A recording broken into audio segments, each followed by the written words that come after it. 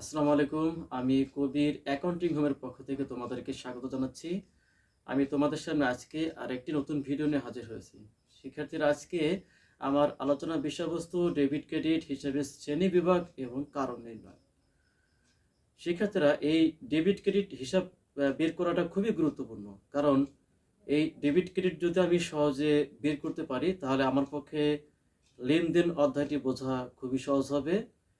এর পাশাপাশি রেয়ামিল, তারপরে খতিয়ান, আর্থিক অবস্থার বিবরণী এবং এগুলোর সাথে যে সৃজনশীল সমাধানগুলো আমাকে করতে হবে, এটা করা তখন অত্যন্ত সহজ হবে। কিন্তু ডেবিট ক্রেডিট না করে যদি আমি অন্য অঙ্কের সমাধান করতে চাই, তাহলে কিন্তু ওই অঙ্ক সমাধান করা কিন্তু একটু কঠিন হবে আমাদের জন্য। তাই আমি একজন শিক্ষক হিসেবে সর্বপ্রথম ডেবিট ক্রেডিট কিভাবে বের করতে হয় এইটা দিয়ে কিন্তু আমি শুরু করি। শিক্ষার্থীরা, আমরা একটু বোর্ডের দিকে খেয়াল করি। এখানে কিছু লেনদেন দেয়া আছে। এই লেনদেন থেকে আমরা ডেবিট ক্রেডিট হিসাবের শ্রেণীবিভাগ এবং কারণ বের করব। জনাব রাতুল 2022 সালের 1 মার্চ তারিখে নগদ 50,000 টাকা ও 20,000 টাকার পণ্যদ্রব্য নিয়ে ব্যবসায় আরম্ভ করলেন। আমরা পূর্বের আলোচনার ক্ষেত্রে কিন্তু বলেছিলাম যে যখন ব্যবসায় শুরু করা হয়, যে উপকরণগুলো নিয়ে ব্যবসার কার্যক্রম শুরু করা হবে, এই উপকরণগুলো কিন্তু ব্যবসায় বৃদ্ধি পাবে।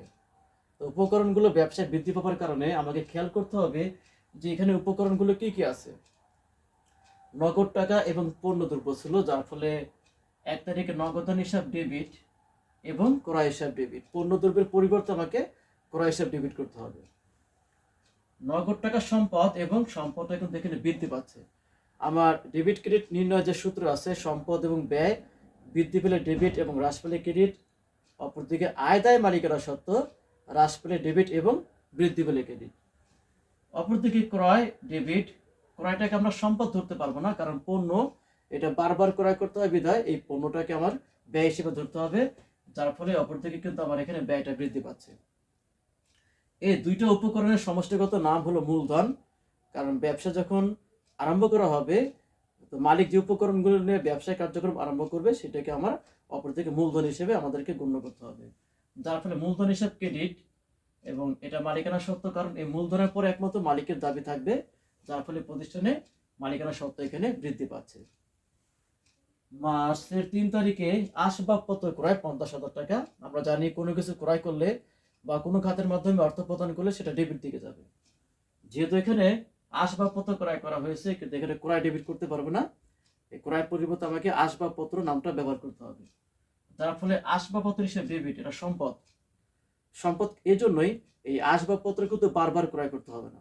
এটা আমরা একবার ক্রয় করে দীর্ঘদিন আমরা ব্যবসার কাজে ব্যবহার করতে পারবো, যার ফলে এটাকে আমরা উপকরণ হিসেবে ব্যবহার করব, যার ফলে সম্পদ এবং প্রতিষ্ঠানের সম্পদটা বৃদ্ধি পাচ্ছে। অপরদিকে এই সম্পত্তি কিনতে যে প্রতিষ্ঠান থেকে নগদ টাকা আমার হ্রাস পাচ্ছে, যার ফলে নগদান হিসাব ক্রেডিট, এটাও সম্পদ, এর ফলে সম্পদ হ্রাস পাচ্ছে। মার্চের 7 তারিখে মালিকের ব্যবহৃত আসবাবপত্র ব্যবসায় আনা হলো, অথবা মালিকের অর্থ দ্বারা ব্যবসার জন্য আসবাবপত্র ক্রয় 30,000 টাকা।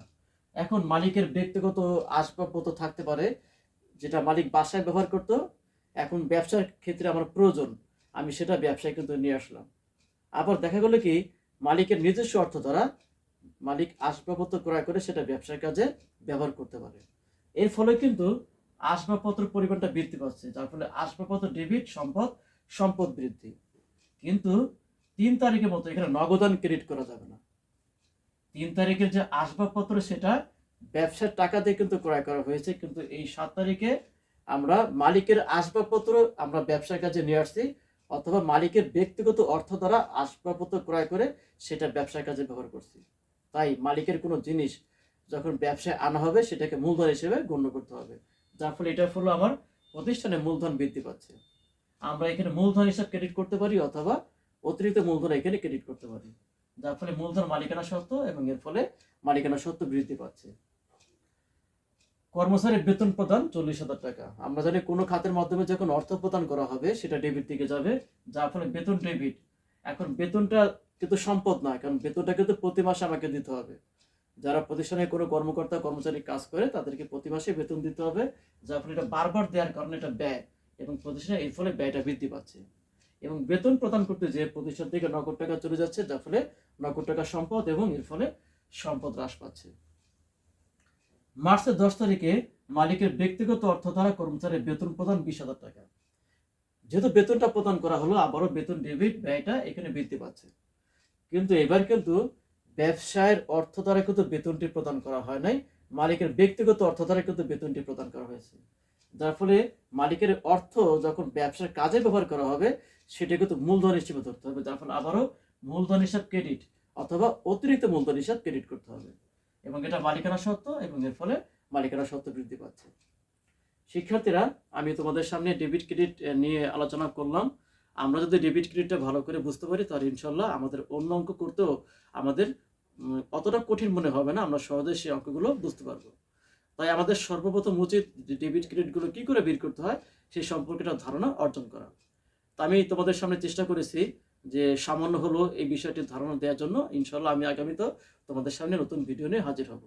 আজকে এই পর্যন্তই। তোমরা সবাই ভালো থাকো, সুস্থ থাকো। আল্লাহ হাফিজ।